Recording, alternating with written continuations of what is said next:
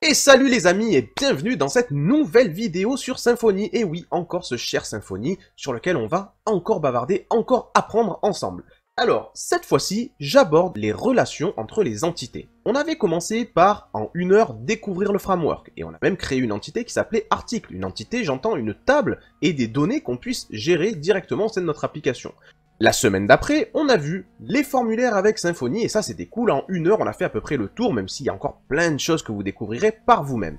Maintenant, ce que j'aimerais aborder, attendez une seconde, voilà, ce que j'aimerais aborder maintenant, c'est les relations qui peuvent exister entre différentes entités dans notre application Symfony. Quand j'entends entité, je répète, ce sont des tables dans la base de données.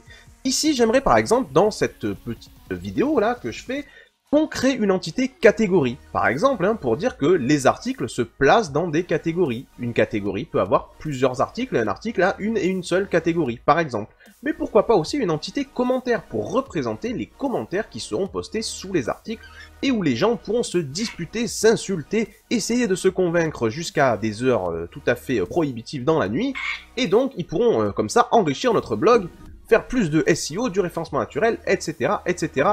Je m'égare.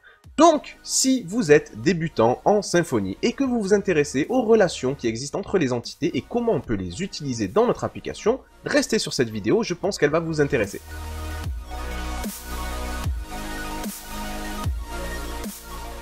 Alors bien sûr, vu qu'il s'agit de Symfony, je vous propose d'ouvrir votre éditeur préféré et d'avoir toujours une ligne de commande, un petit terminal ouvert à côté parce que on va beaucoup se servir de la ligne de commande, notre bro PHP bin/console qui va nous donner plein d'outils pour accélérer notre développement.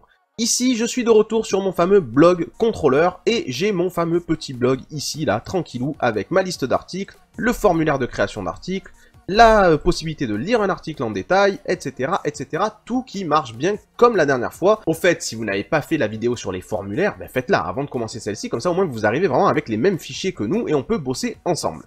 Alors, mon but ici est de faire en sorte que dans ma base de données, que d'ailleurs je vais ouvrir ici, php my admin, allez hop, go go.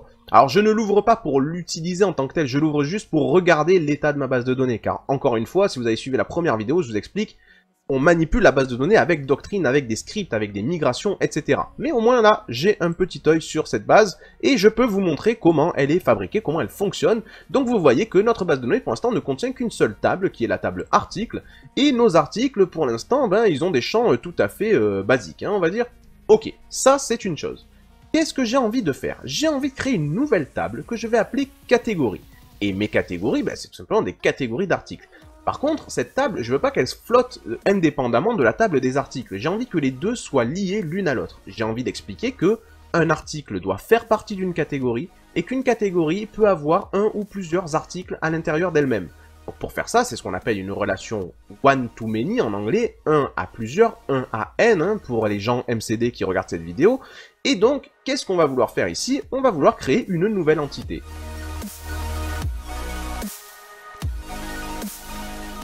Et pour créer une entité dans Symfony, c'est simple, on appelle notre pote la ligne de commande. Et qu'est-ce qu'on fait avec notre pote la ligne de commande? On va dire php bin/console make entity. Et c'est parti. On part là-dessus directement. Allez, c'est chaud, c'est chaud.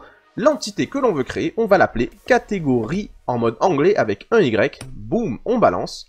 Et là, il nous dit qu'il nous a créé un fichier dans le dossier entity qui s'appelle catégorie et dans le dossier repository qui s'appelle catégorie repository. Ça, c'est cool. Il fait tout ça tout seul. Et maintenant, il nous dit, OK, qu'est-ce que tu veux comme champ dans ta table catégorie? Je n'ai pas besoin de préciser qu'elle a besoin d'un identifiant. Ça se fait automatiquement. Une catégorie, pour moi en tout cas, c'est un title, pour commencer. Alors, un title de quel type? Bah, de type string. C'est tout à fait correct. Oui, oui, mon cher ami, de type string.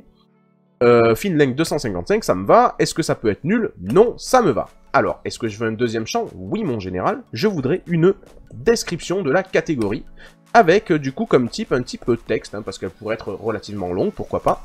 Ok, c'est cool. Est-ce que ça peut être nul?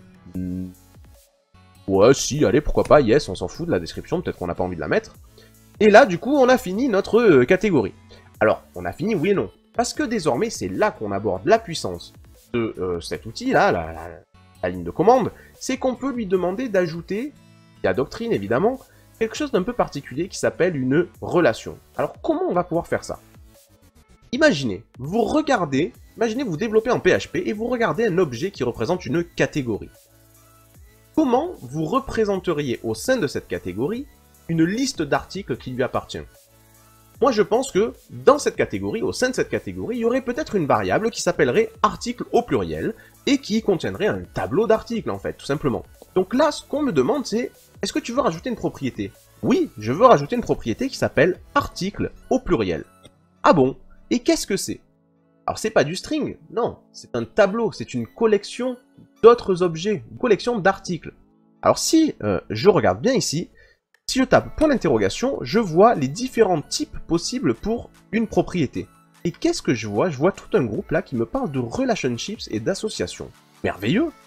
Je peux donc créer des relations de différents types, many to one to many et one to one. Laisse deviner ce que ça veut dire. Et je peux donc créer ici des associations de différents types avec d'autres entités, ça veut dire. Ah bon, alors testons ça.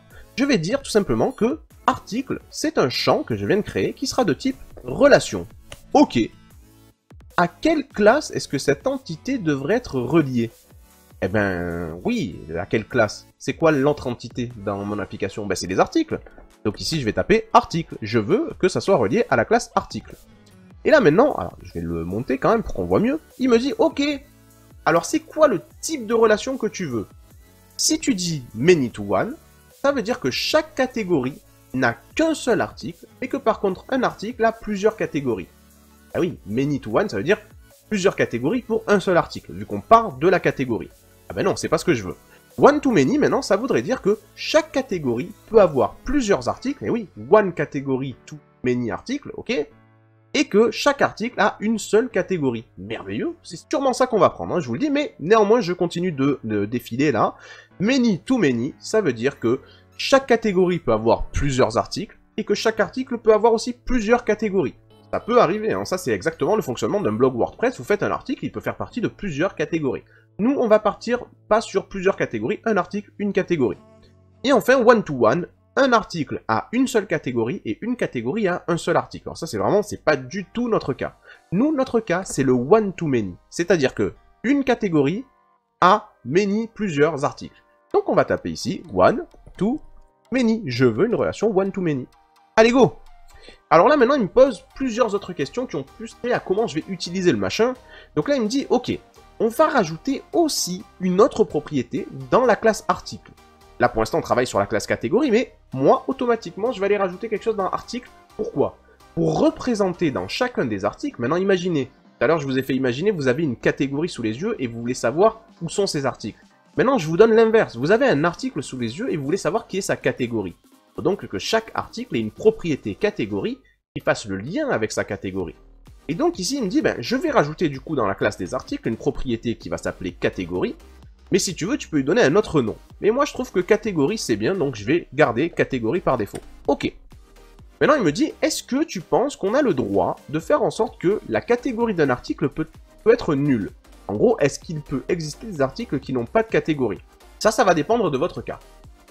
Dans un cas, on va pouvoir dire, ben, oui, je peux avoir des articles orphelins qui n'ont pas de catégorie, et puis, du coup, ils n'apparaissent pas sur le site, mais dans l'administration, je les verrai et je les traiterai. Ou alors, on peut dire non. Il n'y a pas d'article sans catégorie. Et c'est ce que je vais faire. Je vais dire non, pas d'article sans catégorie. Ok. Alors là, ici, maintenant, il me pose une question, c'est est-ce que quand un article perd sa catégorie, je veux le supprimer? Alors, pas forcément. Regardez, il dit ici, ça c'est vraiment très spécifique, c'est en gros, quand vous allez dire que vous sortez l'article d'une catégorie, est-ce que vous voulez que ça soit supprimé automatiquement? Pas forcément, il vous le dit ici, parce que si vous changez si vous changez de catégorie pour un article, vous le sortez de la catégorie A pour le mettre dans la catégorie B. Et si à ce moment-là on le supprime, bon, c'est un peu con. Donc ce qu'ils nous disent ici, c'est en gros les gars, en gros, quand un article il peut changer d'une catégorie à une autre, ce qui est le cas, hein, j'ai un article qui est dans politique et tout d'un coup j'ai envie de le mettre dans économie, eh ben, dites non à cette question, donc je vais dire tout simplement non, je ne veux pas. Ok, et donc là il me dit, c'est bon, j'ai tout mis à jour mon gars, t'es serein, OKLM, ok. Donc je vais dire que je veux arrêter ici avec ma catégorie, et j'aimerais quand même aller vous la montrer, hein, autant la catégorie que l'article, pour que vous puissiez les voir. Donc, regardons un peu ce que ça donne, cette histoire. Si je vais maintenant voir ma classe article, qu'est-ce que je retrouve un peu plus bas? Je vois bien ici qu'on m'a rajouté dans ma classe article un champ catégorie qui représente une relation many to one vers catégorie. Many to one, ça veut dire plusieurs articles vers une seule catégorie. Et cette relation, elle est inversée au sein des catégories par le champ article. Merveilleux! Donc ça veut dire que maintenant, quand je travaille sur un article, j'ai accès à sa catégorie quand je veux. Et c'est pareil, dans la classe catégorie qui a été créée automatiquement, elle a un title, elle a une description, ça c'est cool, et elle a aussi ici une relation vers des articles, articles au pluriel, avec une relation de type one-to-many, une catégorie vers plusieurs articles. Et on dit aussi ici que au sein des articles, c'est la propriété catégorie et le lien inverse. Ok. Qu'est-ce qu'on voit? On voit aussi quelque chose d'un peu particulier. On voit ici qu'il nous dit que dès qu'il construit une catégorie, il dit que la variable ici, la propriété article, c'est un type array collection. Alors, un array collection, pour ceux qui connaissent pas, c'est vraiment excellent. C'est une merveille ce machin. En gros, les mecs de Symfony, je sais pas d'ailleurs si c'est Symfony qui ont fait ça ou si c'est une autre équipe et que Symfony ne fait que s'en servir. L'array collection, c'est une surcouche des tableaux classiques en PHP qui leur rajoute plein de méthodes ultra sympas à utiliser. Genre vraiment, on se croirait presque en JavaScript, ça donne du plaisir à utiliser les tableaux en PHP. Donc, en gros, ils disent que article est un tableau plus, avec des opérateurs en plus. Et ensuite, on voit ici que, ben ouais, on a une fonction getArticle qui nous permettra de récupérer une collection des articles, et on a une fonction addArticle qui nous permettra de rajouter un article au sein de la catégorie, merveilleux. On a une fonction removeArticle qui nous permettra de supprimer un article au sein de cette catégorie, fantastique. Et donc, on va pouvoir comme ça travailler avec nos articles et nos catégories tranquillement. Alors tout ça c'est bien beau, mais pour l'instant, si je regarde ma base de données et que j'actualise, je n'ai toujours pas de table catégorie. Et non, parce que je n'ai toujours pas dit qu'il fallait faire la migration. Vous vous rappelez du système de migration? J'espère que vous en rappelez, parce que j'en ai quand même beaucoup parlé. Le système de migration, c'est un système qui permet à Doctrine de vérifier dans quel état se trouvent nos fichiers, notre application et nos entités, et de voir si c'est conforme avec ce qu'il y a dans la base de données. Et si c'est pas conforme, ben de faire en sorte que les changements se fassent. Alors ici, quand on avait créé notre entité, vous voyez, il nous avait même conseillé lui-même, ben maintenant, faites la migration les amis. Alors ce qu'on va faire, c'est qu'on va appeler ici php bin console make migration. Que va faire Doctrine ici? Il va vérifier toutes nos entités et il va pouvoir donc déceler qu'est-ce qui manque dans notre base de données par rapport aux entités qu'il y a dans nos fichiers. C'est les fichiers qui font foi, c'est eux qui ont la force. La base de données, elle ne fait que suivre. Et donc ici, ce qui s'est passé, c'est qu'il m'a généré un fichier ici dans le dossier des migrations. Et qu'est-ce qu'il dit ce petit fichier là? Il dit qu'il va créer ici une base de données, une table pardon, qui s'appelle catégorie, donc il va la créer avec tous ses champs, etc. Mais il va aussi modifier la table des articles pour ajouter ici un champ catégorie ID qui permettra dans les articles de faire référence à une catégorie. Et enfin, il va aussi rajouter des contraintes de clés primaires et de etc., etc. Alors faites attention les amis, là, il faut un minimum prendre son temps. Pourquoi ? Parce qu'ici, vous allez tout péter si vous faites tourner cette migration. Enfin, vous n'allez pas tout péter parce que c'est réparable relativement simplement, mais les débutants pourraient prendre peur devant l'ampleur des travaux qu'il y aurait à faire. Ici, regardez bien, je vous explique. Nous avons ici une requête qui va tout simplement rajouter un champ catégorie ID dans la table des articles, mais elle va dire que ce champ ne peut pas être nul. Ok, d'accord, très bien. Sauf que si je vais voir, moi, mon phpMyAdmin, j'ai déjà des articles ici. Et ces articles-là, quand on va lui rajouter le champ catégorie ID, ça égale à quoi ce champ? À nul, à rien. Donc forcément, il y a tout qui va exploser. Et donc ma migration qui explose, c'est toujours chiant à réparer. Donc ce qu'on va faire, tout con, vu qu'en plus on s'en fout complètement de ces données-là, ici, d'accord, ce qu'on peut faire, c'est tout simplement virer toutes ces données ici, tac, tac, tac, tout coché. On peut tout virer. Et on supprime tous ces articles. Oui, je supprime ces articles à la con. Et là, c'est bon, ma migration, elle va bien se passer. Alors là, vous allez me dire, mais attends, imagine que le site, il est en prod, et nous, on rajoute une fonctionnalité. Comment on peut faire ça?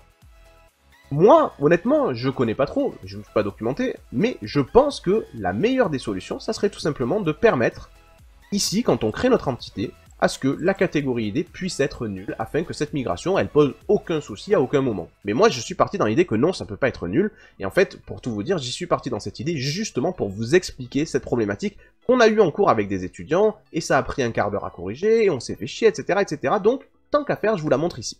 Ok, ça, c'est fait. Donc, j'ai ma migration qui est prête. Donc, comment je fais maintenant pour intégrer cette migration à ma base de données?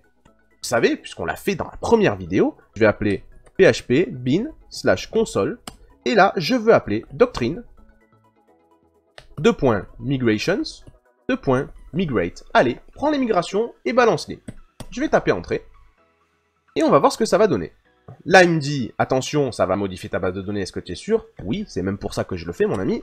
Ok, donc on balance, et ça y est, on est migré. Si je vais maintenant voir ici ma base de données et que je l'actualise, qu'est-ce que je retrouve?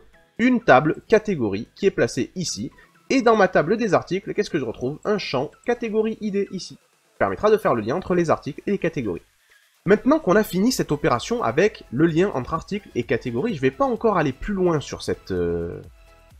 Je vais pas encore aller plus loin dans ce domaine, les catégories et les articles, parce que j'aimerais, tant qu'à faire tout d'un seul coup, et donc, désormais, j'aimerais passer à l'entité des commentaires. J'aimerais créer des commentaires ici, et donc, on voit ça. Je viens ici, dans ma console, et vous l'avez compris, qu'est-ce que je vais faire? PHP bin console, je veux une nouvelle entité, donc la commande c'est make entity. Ok. Quel est le nom de notre nouvelle entité? Comment, au singulier. C'est le nom d'une classe, avec un C majuscule. Ok, il m'a créé l'entité comment.php et le repository comment repository.php. Alors maintenant, il faut que j'ajoute les champs. Un commentaire, qu'est-ce que c'est? Un commentaire, pour ma part, je pense que c'est avant tout un auteur. On va l'appeler ça author. Author avec un H, parce qu'on est des vrais. C'est une string de 255 et qui ne peut pas être nulle, je suis d'accord. Nouvelle propriété. Bah bien sûr, un commentaire, c'est aussi un contenu, donc un content, qui sera de type texte, donc je précise texte ici, et qui peut pas être nul, non, bah un commentaire sans contenu, non, ça ne peut pas, pas possible. Ok, quoi d'autre? Eh bien, je pense aussi que c'est une date où le commentaire a été écrit. Donc je vais appeler ça un champ created at, en camel case, puisque je parle ici de propriété d'une classe, n'oubliez pas. Donc created at, c'est de quel type? DateTime, il me le propose par défaut, je suis d'accord avec ça, est-ce que ça peut être nul? Non. Donc là j'ai fini, j'ai bien un commentaire là qui se met en place, je vois bien l'auteur du commentaire, la date à laquelle il a mis le commentaire et le contenu du commentaire. Maintenant, il faut que je me dise, mais ces commentaires, comment ils s'articulent avec le reste de ma base de données, avec le reste de mes données et de mes entités? Bien c'est simple, il faut qu'on crée ici une nouvelle relation. Une relation avec quoi? Avec l'entité article. Donc imaginez, vous avez un commentaire sous les yeux. Comment vous voudriez accéder à l'article auquel il correspond? Moi je pense que ça serait bien qu'il ait une propriété qui s'appelle article, au singulier, et qui corresponde à l'article auquel ce commentaire est affilié. Donc ici, ce que je vais faire, c'est que je vais dire, j'ai une propriété qui s'appelle article au singulier, et là, il me dit, c'est de quel type? Ben, je vais faire comme tout à l'heure, je vais dire, c'est de type relation, c'est une relation. Alors là, il me dit, c'est une relation avec qui? Ben, avec la classe article, ok. Et là, maintenant, toujours comme tout à l'heure, il me demande, ouais, mais c'est quel type de relation? Rappelez-vous, on a 4 types de relations, many to one to many et one to one. Alors, many to one, ici, c'est celle qui me semble correspondre. Pourquoi? Parce qu'elle dit chaque commentaire doit s'adresser à un seul article. Vous avez jamais vu un blog où quand vous faisiez un commentaire, il apparaissait dans 3 articles différents. Hein. Un commentaire, ça s'adresse à un article qu'on est en train de lire, qu'on conteste, ou on répond à un troll, etc., etc. Et ensuite, ou many to one, ça veut aussi dire que chaque article peut avoir plusieurs commentaires. Donc on va utiliser ici many to one. Ok. Une fois que c'est fait, là, qu'est-ce qu'il me dit? Il me dit... Est-ce que la propriété article dans les commentaires peuvent être nulles? C'est-à-dire, sous-entendu, est-ce qu'on pourrait avoir un commentaire qui serait lié à aucun article? Et moi, je pense que non. Donc, je vais mettre non. Ensuite, là, il me redit comme tout à l'heure. Il me dit en gros, est-ce que tu veux qu'on ajoute une propriété dans la classe article qui fasse référence à nos commentaires? Par exemple, une propriété qui s'appellerait comments au pluriel. Comme ça, quand on se balade sur un article, on peut accéder facilement aux commentaires de cet article. Ben, moi, je dis oui. Oui, je veux ça. Et c'est l'option par défaut. Donc, je mets entrée. Là, il me dit maintenant, ben, comment tu veux appeler cette propriété au sein de ta classe article? Et il me propose comments au pluriel par défaut. Ben, moi, je suis d'accord, comme ça, quand j'aurai un article, j'aurai des comments à l'intérieur et je pourrai les voir, les lire, etc. Donc, je dis, ok, entrée. Alors maintenant, on me dit, est-ce que tu veux automatiquement supprimer des commentaires qui seraient orphelins? Et là, pour le coup, je vais mettre oui. Parce que un commentaire, c'est sous un seul article, ça change pas, et le jour où on veut le bouger ou quoi que ce soit, faut le supprimer. Donc, je mets oui. Et donc maintenant, j'ai terminé, il m'a créé mon entité commentaire, et je vais arrêter ici mon script, et je vais aller ouvrir l'entité pour qu'on voit un peu à quoi elle ressemble cette fameuse entité commentaire. Et donc ici, je vois une classe comment avec un identifiant, un author qui est une chaîne, un content qui est du texte, une created at qui est un datetime, et là, je vois ma relation ici. Je vois que j'ai une propriété article qui est en fait une relation many to one, donc on part du commentaire, plusieurs commentaires à un seul article, ok. Au sein de l'article, c'est inversé par la relation avec les comments, donc au sein d'article, on aura une propriété comments qui représente les commentaires. Et ici, bien sûr, j'ai les getters et les setters pour l'article. Je peux set article et get article. Parfait, ça. Et dans l'article, si je vais voir, non seulement il avait modifié tout à l'heure pour les catégories, mais maintenant il a remodifié pour les commentaires.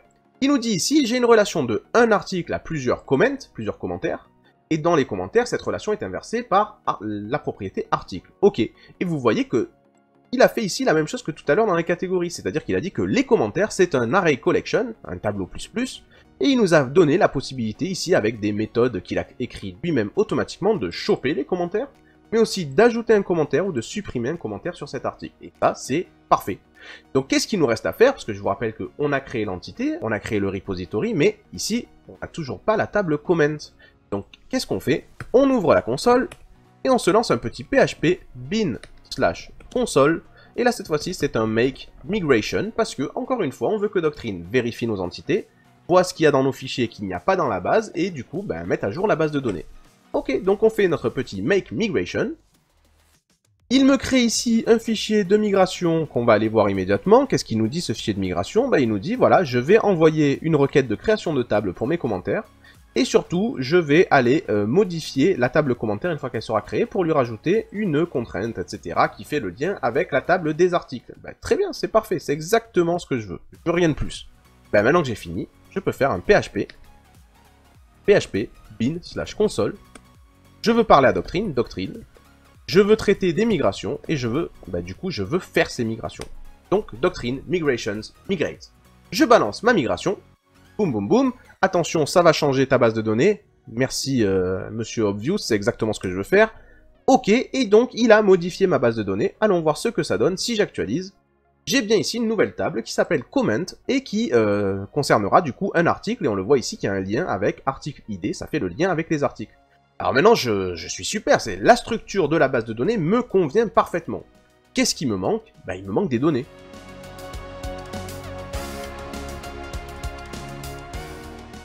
Alors, qu'est-ce qu'on avait étudié la première fois qu'on avait fait 1 heure de Symfony ensemble? On avait étudié les fixtures. Alors, vous écoutez rien, on avait étudié les fixtures, d'accord. Donc, qu'est-ce que c'était que les fixtures? Les fixtures, c'est des fichiers, des scripts, dans lesquels on crée des jeux de fausses données, d'accord? Et ensuite, on les balance dans la base de données, tout simplement pour qu'on ait de la matière sur laquelle travailler pendant qu'on développe. Donc là, ici, par exemple, on voit que dans cette fixture, ce que je faisais, c'est que j'allais de 1 à 10, et je créais à chaque fois un nouvel article, avec un titre à la con, un contenu à la con, et voilà, une image à la con aussi. Donc là, mon but, ça va être de faire quelque chose d'un peu plus compliqué. Mon but ici, ça va être de créer 3 catégories. Pour chaque catégorie, de créer peut-être 5 articles, et pour chaque article, de créer peut-être 3 ou 4 commentaires. Donc vous voyez, du coup, j'ai des imbrications de choses qui se créent. D'abord des catégories. Pour chaque catégorie, je crée 5 articles, mais dans ces 5 articles, pour chacun d'entre eux, je crée 4 commentaires. Vous voyez par exemple ce que ça peut donner. Alors pour faire ça, je suis désolé, mais du coup, ça va prendre un chapitre entier qui va nous parler de la librairie Faker. Et oui, il est bien temps quand même qu'on en parle de cette librairie. Donc, désolé pour vous, mais on arrête 2 secondes sur cette histoire d'entité et de relation, et on parle de Faker. Alors c'est quoi cette histoire de Faker? Faker, c'est pas vraiment une technologie, d'accord? Faker, c'est une idée. Faker, ça existe dans à peu près tous les langages, c'est une librairie, qui existe en PHP, en Ruby, il y en a en JS, il y en a dans tous les langages, qui va nous permettre de créer des fausses données un peu plus convaincantes que ce que vous voyez ici, par exemple, titre de l'article numéro I ou contenu de l'article numéro I. Mon but, c'est maintenant d'avoir des phrases, des lorem ipsum. Alors c'est vrai que les lorem ipsum, c'est pas terrible, mais si je veux des prénoms, je peux avoir des prénoms, des noms de famille, je peux avoir des noms de famille, des pays, des villes, etc., etc. Donc, j'ai envie d'utiliser la librairie Faker. Si vous allez sur Google, vous cherchez PHP Faker, et vous allez tomber en tout premier lieu sur cette librairie qui a été faite par F. Zaninotto, que je remercie parce que je me sers vraiment sur chaque projet que je fais de Faker, donc merci à lui. Et donc, qui nous explique, ben voilà, c'est une librairie toute simple qui vous permet de choper, voilà, toutes sortes de choses, hein. Vous avez, par exemple, si vous regardez la documentation, vous voyez ici, vous pouvez choper des nombres, vous pouvez choper des lettres, des éléments dans un tableau, vous pouvez mélanger les éléments dans un tableau, Vous pouvez avoir du lorem avec des paragraphes, des phrases, des mots. Vous pouvez aussi avoir des noms, des prénoms. Vous pouvez avoir des villes, des adresses. Bref, vous pouvez avoir énormément de données qui se génèrent aléatoirement et qui sont fake, hein, du coup, faker, quoi. C'est vraiment cool. Alors, comment on peut installer Faker? Ils nous disent, les gars, c'est très simple. Vous faites un petit composer require de fzaninoto faker. Donc, je vais prendre cette ligne, je vais la copier.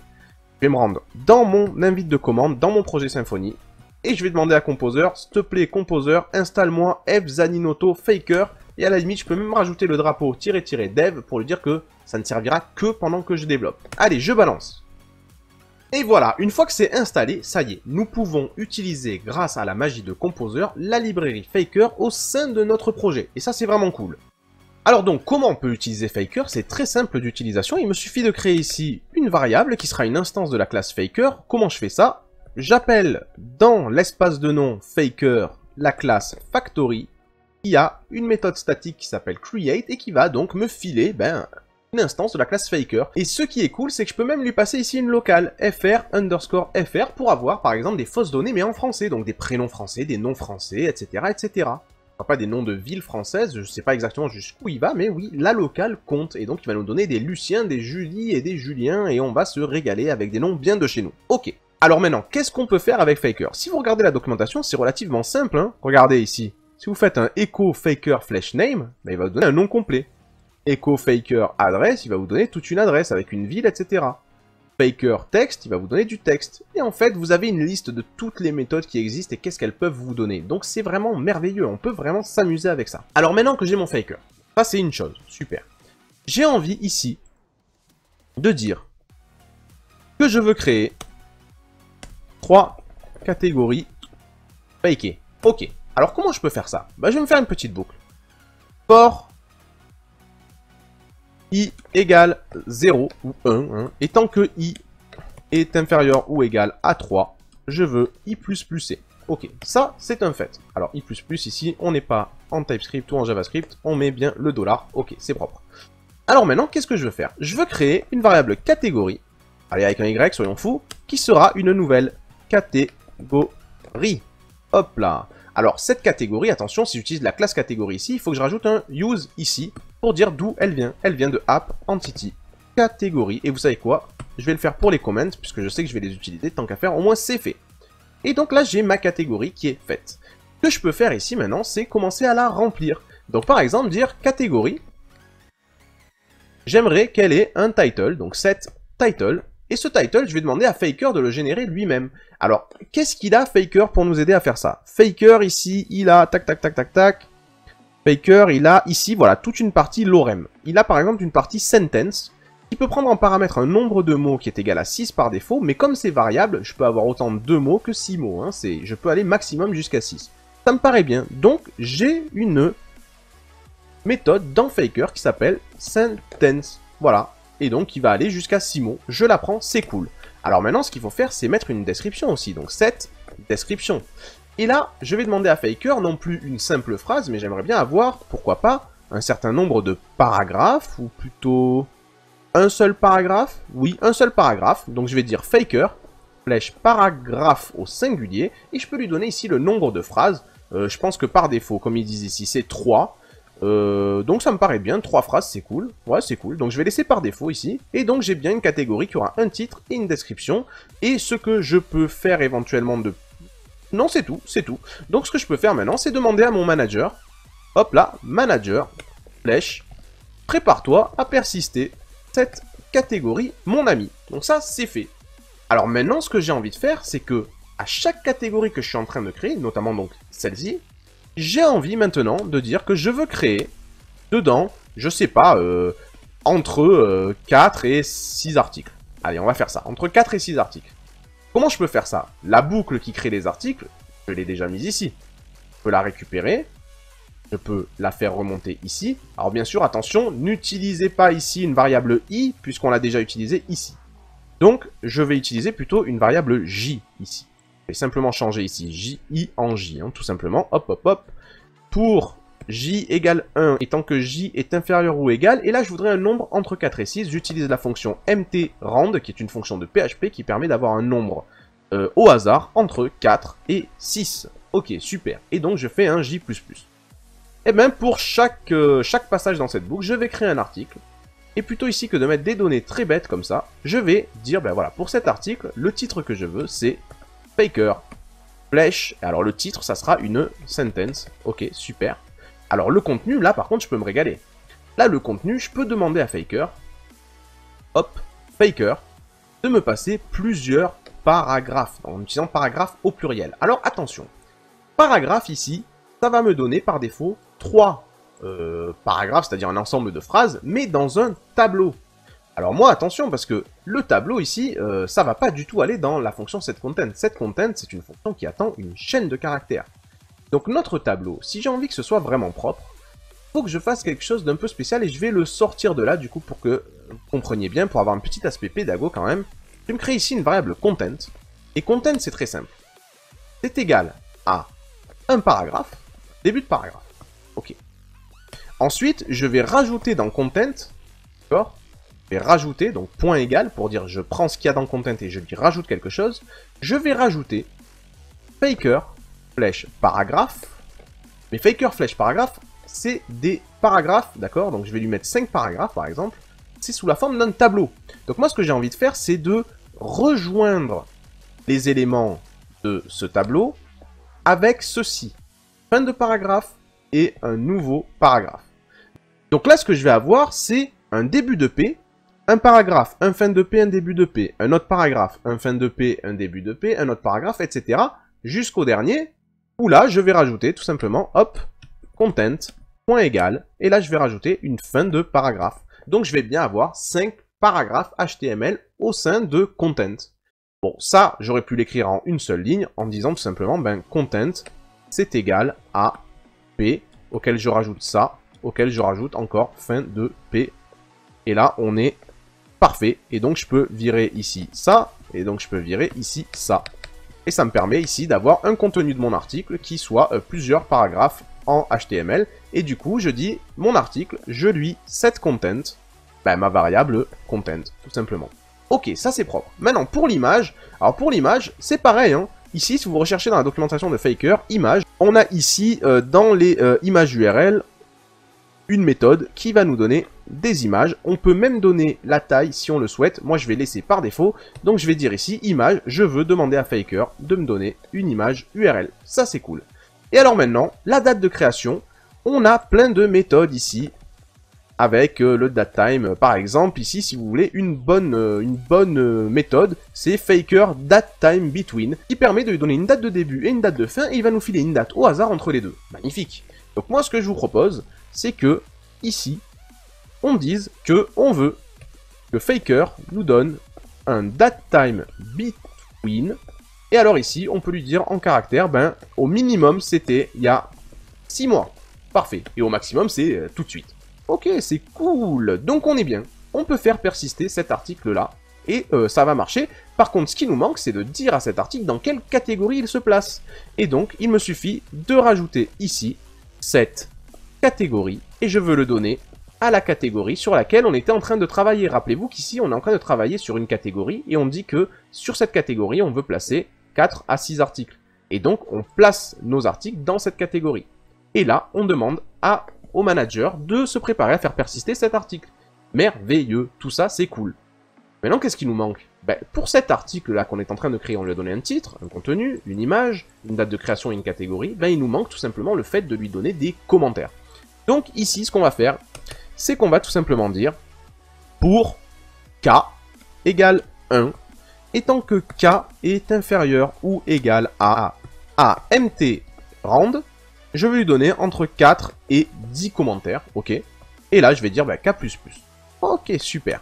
Donc ici, on donne des commentaires à l'article.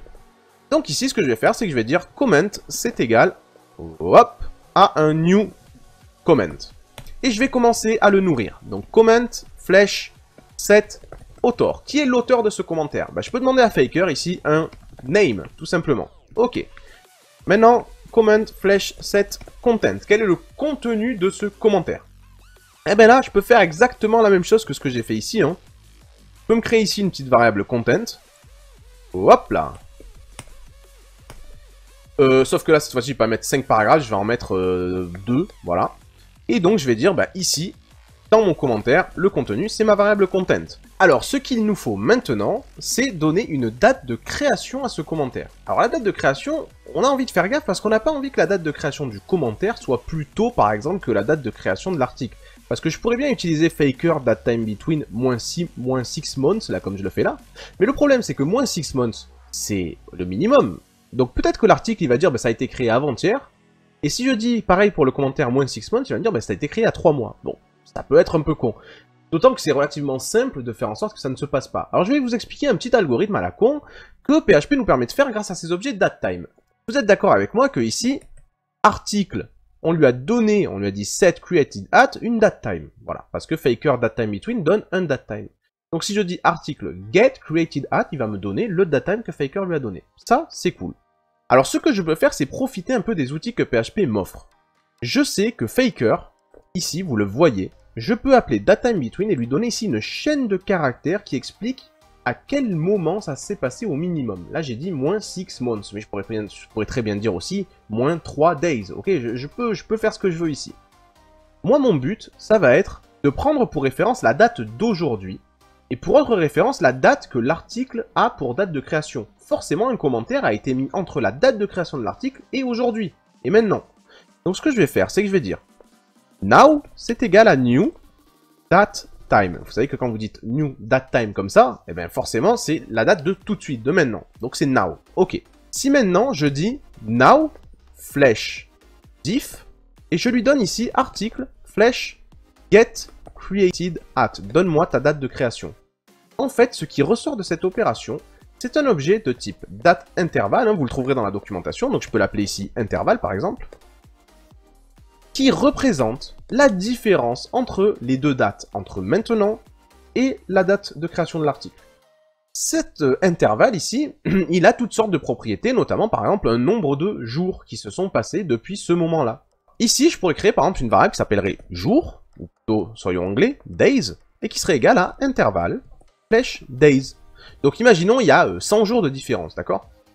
Donc, je sais ici, encore une fois, que faker peut prendre une notation du genre -100 days, ok? Bah, j'ai qu'à me créer ici une petite variable que je vais appeler minimum et qui serait égale à une chaîne de caractères qui contiendrait point days, point, et là, le mot days. Donc, imaginez que days ici soit égal à 100, vous êtes d'accord avec moi que là, ce que j'ai écrit, c'est cette chaîne de caractères. -100 days. Vous êtes d'accord avec moi? Et du coup, je peux balancer maintenant ça à faker. Donc si ici j'ai envie de donner une date de création à mon commentaire, je vais dire set created at. Là, je vais demander à faker une date time between, donc n'importe quelle date entre le minimum et maintenant. Donc en gros, entre il y a -100 jours, imaginons, et maintenant. Alors bien sûr, j'ai dit 100 jours, c'est un exemple, parce que ça peut être n'importe quoi. Alors ça, bien sûr, ici, vous pouvez le garder comme ça, ou vous pouvez le raccourcir en disant ici, tout simplement, ben, days, c'est égal finalement à tout ça, flèche, days, ok? Et du coup, vous n'avez plus besoin de cette variable-là ici. Et bien sûr, vous pouvez aller encore plus loin en faisant tout en une seule ligne, hein, si c'est quelque chose qui vous intéresse, comme par exemple dire ici, hop, au lieu de faire une variable now, vous mettez tout simplement ici cette variable-là, comme ça, entre parenthèses, vous créez un nouveau datetime, vous faites la différence avec la date de création de l'article, et cette différence, vous en extrayez les jours. Et ensuite, vous créez une variable minimum ici avec moins, machin, mais ça, même cette variable ici, vous n'en avez pas besoin, vous pouvez récupérer cette chaîne de caractères ici même, hop, hop, hop, et vous pouvez la mettre ici, tout simplement.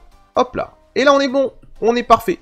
On a tout ce qu'il nous faut, on peut virer du coup la variable minimum, et on a donc bien ici, hop, tout ce qu'il nous faut pour créer cet article, enfin, ce commentaire. Alors par contre, attention, ce commentaire, ce qui lui manque maintenant, c'est de lui dire à quel article il appartient. Donc c'est facile, on met encore un truc, set article, et là on lui passe l'article en question. Et maintenant, on peut demander au manager de persister ce commentaire. Alors du coup, si je reprends depuis le début, pour récapituler, je vais créer 3 catégories. Pour chaque catégorie que je crée, je vais lui donner ses informations, son titre et son contenu. Et je vais créer, pour cette catégorie-là, plusieurs articles. Pour chaque article, je vais donner aussi ses informations, son contenu, etc., etc. Et surtout, pour chaque article, je vais créer un certain nombre de commentaires. Donc en fait, ce sont des boucles imbriquées mais qui au final font que j'ai bien 3 catégories, et chaque catégorie a plusieurs articles, et chaque article a plusieurs commentaires. Je demande à Doctrine de persister à chaque fois, vous voyez qu'à chaque fois je demande au manager de persister tout ce bordel, et à la fin des fins, je fais un flush pour que il optimise toutes les requêtes et qu'il balance tout d'un coup dans la base de données. Alors comment je peux faire pour que cette fixture maintenant se fasse, et qu'on voit si ça a marché? J'ouvre ma console, et je tape php bin console, et là je tape Doctrine, Fixtures, Load. Ok, je balance. Donc il me dit, t'es sûr? Parce que je vais supprimer les données dans ta base. Je m'en fous, vas-y, bouge. Et alors là, il essaye de les faire. Et voilà, alors bon, c'est très pratique quand on a une erreur. Donc il me dit que la factory, elle vient de il sait pas où. Donc là, on a un problème de namespace ici. Parce que tout simplement, j'ai dit faker, mais sans préciser que faker, ben, c'était dans un autre namespace, dans le namespace global. Donc on met un anti-slash devant, hein, obligatoirement, à moins que vous ajoutiez un use. Et j'ai aussi fait une connerie ici, je crois, c'est pas FR, c'est plutôt FR underscore FR en majuscule. Hein, c'est l'inverse de ce que j'avais mis. Allez, on reteste, on relance, et on voit ce que ça donne. Donc je relance, je dis oui, et ça a marché. Alors, allons voir notre base de données ici. Qu'est-ce qu'on a dans nos articles? Bon, on a bien un certain nombre d'articles, ok, c'est cool, qui font tous partie de différentes catégories ici, la 4, la 5, la 6... Ici, on va voir dans nos catégories, on a bien des catégories avec des descriptions, ça c'est propre. Et on va voir nos commentaires. Et alors là, nos commentaires, alors là, vous avez peut-être pas les mêmes identifiants que moi, parce que moi je les fais tourner plusieurs fois hein, pour voir comment ça marchait, etc. Et là, bah, effectivement, on a pas mal de commentaires. Je crois qu'on a en tout 81 commentaires. Donc c'est pas mal, c'est bien, on a une base de données qui est bien fournie. Si je retourne voir dans mon blog la liste de mes articles, et que je l'actualise, j'ai bien ici tous mes articles. Alors évidemment, ça donnera lieu, pourquoi pas, une vidéo sur la pagination, comment on pourrait paginer tout ce bordel pour pas avoir, je sais pas moi, en gros, on a une quinzaine ou une vingtaine d'articles ici d'un seul coup, mais voilà ce que ça nous donne. On a bien ici des faux articles qui ont été créés, et quand je dis que je vais aller lire la suite, eh bien je vois ce faux article qui a été créé, là, c'est fantastique. Donc, c'était la plus grosse partie de cette vidéo, à savoir comment je fais pour créer une fixture qui prend tout ce bordel en compte. Bon, ça, c'est fait. Alors, bien sûr, on pourrait l'arranger mieux, ce fichier, mais pour l'instant, ça nous suffit. On crée des catégories, pour chaque catégorie, on crée des articles, et pour chaque article, on crée des commentaires. Ça nous suffit amplement, et en plus, je vous ai introduit à Faker, c'est quelque chose que je voulais faire depuis longtemps.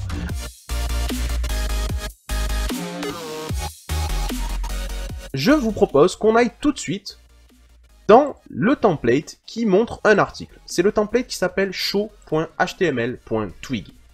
Et dans ce template, j'ai envie, en dessous du titre de l'article, dans la div qui s'appelle metadata, où j'avais déjà dit par quelle date ça avait été écrit, et j'avais dit dans la catégorie politique. Ben moi ici, politique, j'ai envie que ce soit variable. Je veux que ce soit le nom de la catégorie en question. Ben, pour faire ça, je vais demander tout simplement à Twig.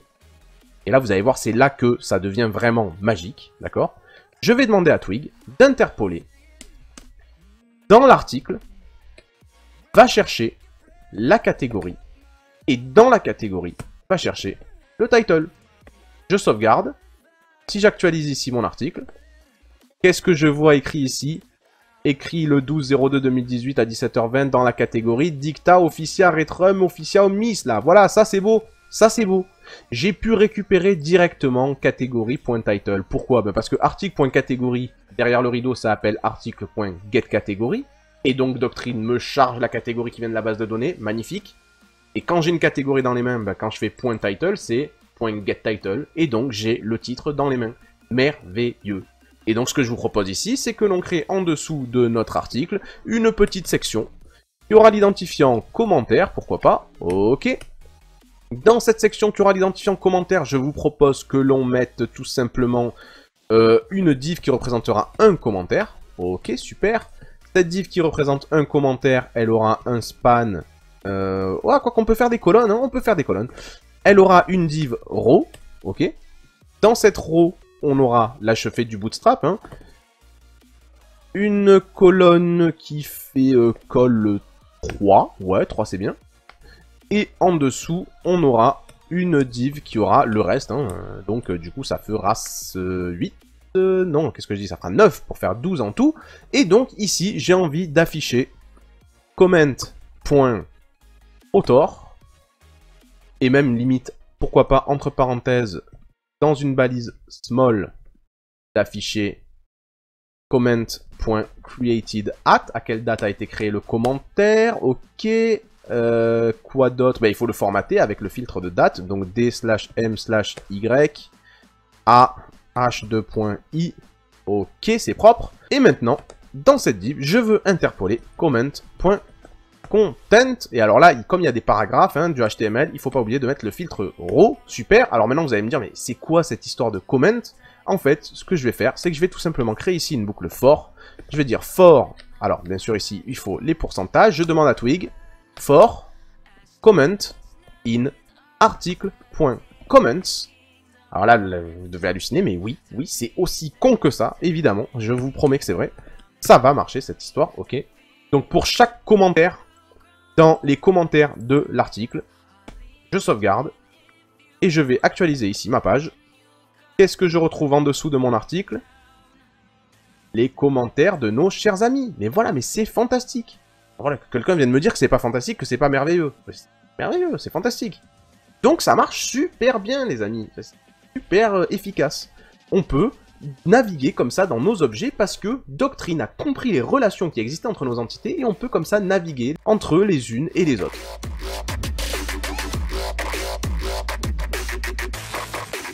Alors maintenant, ce qu'il nous reste à faire, c'est modifier le formulaire de création d'un article. Pourquoi? Parce que pour l'instant ici, dans ce formulaire, on ne tient pas compte du fait qu'il faut absolument qu'un article ait une catégorie. Et c'est pareil d'ailleurs quand je veux éditer un article. Si par exemple je vais sur cet article, là, l'Audantium, je sais pas quoi, si je vais dessus et que je mets /edit, il faudrait bien qu'ici j'ai un champ avec la catégorie, par exemple pour le changer de catégorie par exemple. Donc là, moi ça me pose un problème. Ce que je vais faire, c'est tout simplement fermer toutes ces... Hop là, toutes ces fichiers, et je vais me rendre tout de suite dans le formulaire article type que nous avions créé dans la dernière vidéo. Et j'ai envie de rajouter maintenant ici, en dessous du title, un nouveau champ que je vais appeler catégorie. Si vous faites ça comme ça, vous allez faire planter votre formulaire. Pourquoi? Parce qu'ici, Symfony n'arrive pas à deviner quel type de champ il doit sortir pour catégorie. Parce que catégorie, c'est une relation. Donc c'est pas aussi simple que le title, le content et l'image. Ici, il faut préciser qu'est-ce que c'est que ce champ. Alors, je vais aller dans la documentation de Symfony, symfony.com. Ok. Et dans la documentation, je vais me rendre ici dans les guides. Et dans les guides, je vais choisir le formulaire, Forms, les guides du composant de Forms. Alors ici, dans les guides de composants de Forms, il y a quelque part dans la page une liste des champs qui existent et qui sont possibles à utiliser dans vos formulaires. Ils sont là, voilà, vous descendez et vous avez tous ces champs-là. Champ de type Choice ici, vous voyez que vous avez un champ qui est Entity Type. Qu'est-ce que c'est que ce champ? Je vous l'explique. En gros, Entity Type, ça vous permet de créer une select list ou une radio bouton, etc. qui vous permettent, du coup, vous voyez, ils prennent même carrément l'exemple de la catégorie, qui vous permet de présenter des objets qui sont dans la base de données. Donc ici, moi, ce que j'ai envie de faire, c'est d'utiliser ce champ-là. Je vais regarder un peu s'il y a un exemple ici. Ils me disent, si vous voulez l'utiliser, vous dites tout simplement que le champ que vous voulez rajouter est de type Entity Type, et vous donnez certaines options. Mais surtout, n'oubliez pas aussi de rajouter d'où vient la classe Entity Type. Donc c'est ce qu'on va faire. On va aller dans notre code. En haut, je vais rajouter une référence au champ de type Entity Type, et je vais dire que catégorie, ici, c'est un champ qui est de type Entity Type Class, ok. Et je vais lui donner ici un tableau d'options. J'y suis contraint, j'y suis obligé. Il faut lui dire de quelle entité on parle. Donc c'est une option qui s'appelle Class et qui dit de quelle entité on parle. Moi je parle ici de l'entité catégorie. Ok, alors attention, si ici j'utilise la classe catégorie, il faut que j'aille rajouter le use en haut pour expliquer à PHP d'où elle vient. Ok, super. Et maintenant, ce que j'ai envie de faire aussi, c'est d'expliquer à mon champ qu'est-ce qu'il doit présenter comme information. Il doit présenter quoi dans la select list? Ok, je vais avoir une select list avec les catégories, mais qu'est-ce que je veux? Je veux le titre, je veux pouvoir choisir, voir les titres des catégories pour choisir celle qui me plaît. Et donc, ici, je vais utiliser l'option qui s'appelle Choice. Hop, label. C'est quoi le label pour mon choice? Alors pour nous, c'est title, tout simplement. Ok, je vais sauvegarder et on va voir si ça me permet d'éviter cette erreur-là. Hop, j'actualise. Et je ne vois pas pour autant ici ma catégorie qui s'affiche, mais ça vient de notre template. Donc je vais aller dans le template de formulaire ici, dans create.html.twig. Et ici, je ne vais pas oublier de rajouter en dessous du title hop, une nouvelle ligne qui cette fois-ci ne s'intéressera plus au title, mais s'intéressera simplement à la catégorie. Et pour cette ligne, je n'ai pas besoin du tableau d'options que j'avais placé ici parce que je n'ai pas de placeholder en théorie. Et donc je vais actualiser ici. Unclose parenthèse. Ah bah oui, j'ai viré la parenthèse ici, excusez-moi. Donc je vais actualiser ici. Et donc j'ai bien mon titre, l'odanum, etc. Une liste déroulante avec les catégories possibles, mon content, et ici mon image. Alors qu'est-ce qui se passe si je change de catégorie ici pour l'article qui s'appelle l'odantium? Si j'enregistre les modifications, je vois qu'il est passé à est culpa et aspernature molastier. Donc j'aurais dû faire du latin au lycée, mais on va réessayer quand même. Donc on voit bien qu'il est sur est culpa. Ok, est culpa. Je vais aller modifier sa catégorie et je vais le faire passer ici à dicta officia du coup. Je vais l'enregistrer. Est-ce que ça marche bien? Dicta officia, ça marche parfaitement bien. Regardons pour la création d'un article maintenant. Test de création d'article. Et la catégorie, je vais choisir Eplacia Dolores. Je vais me choper ici du texte à la con. Texte à la con. Et donc on est bien sur Dolores, hein, Placia Dolores. Et l'URL de l'image, on va mettre http placehold.it/400 x 200. Et je vais enregistrer mon article. J'ai donc bien mon test de création d'article qui est bien dans la catégorie et Placia Dolores Repudiande, etc., etc. Magnifique. Et si je vais encore une fois tester de l'éditer et que je le place maintenant dans Dicta Officia, si j'enregistre, Dicta Officia, mais c'est magnifique, ça marche parfaitement bien. Alors je sais pas ce que demande le peuple, mais là c'est parfait, parfait, parfait. Alors bien sûr, ce qu'on pourrait faire aussi, mais j'ai pas le temps là, parce que sinon la vidéo elle va faire 2h30, ce que vous pouvez faire, c'est essayer par vous-même, même si je pense que je le mettrai dans une prochaine vidéo, de créer un formulaire à la con sur un article ici, au moment où vous, où vous présentez des commentaires. En bas, par exemple, créer un formulaire qui permet de créer un commentaire au sein de cet article-là, tout simplement. Et voilà les amis, c'est la fin de cette petite initiation sur les relations entre les entités au sein d'une application Symfony. On a vu que c'était très puissant, mais ça n'est qu'une initiation. Vous allez voir d'autres outils encore plus puissants comme ça dans les relations, et vous allez surtout tomber sur des bugs qu'il vous faudra résoudre à force de recherche sur Google, Stack Overflow et la documentation, vous inquiétez pas, je vous fais confiance, vous allez trouver, quand vous aurez des soucis, trouver les solutions, pratiquer, travailler, c'est le meilleur moyen d'apprendre. Du coup, qu'est-ce qu'on a vu? On a vu comment créer des entités, même si on savait déjà le faire, on a vu comment créer des relations entre ces entités, et surtout une grosse partie de la vidéo c'était dédié à Faker, cette fameuse librairie que j'adore et que j'utilise sur tous mes projets, et qui permet de générer des jeux de fausses données de façon très simple. Enfin, ce qu'on a vu c'est comment on pouvait utiliser nos relations, que ce soit dans les formulaires de Symfony, ou même dans Twig, comment on peut naviguer d'une entité à une autre grâce aux relations. Du coup, si cette vidéo vous a plu, vous mettez un petit pouce bleu, n'hésitez pas aussi à la partager, pour vous c'est gratuit et ça aide la chaîne parce que ça fait venir de nouvelles personnes, de nouveaux horizons et donc de nouvelles interactions dans les commentaires, etc. En parlant d'interaction, n'hésitez pas si vous avez des questions et si vous avez aussi des remarques à les mettre dans les commentaires. Vous me connaissez, je les lis très souvent et j'y réponds le plus rapidement possible. Et enfin, si vous voulez être sûr de ne rater aucune autre vidéo, n'hésitez pas à vous abonner, ça vous permettra d'être au courant dès que je sors une vidéo, que ce soit dans la série Symfony ou dans d'autres séries comme la série sur les algos FreeCodeCamp que j'alimente régulièrement. Et du coup, d'ici à la prochaine vidéo, vous savez très bien ce que je vais vous dire, n'oubliez pas, développez-vous bien.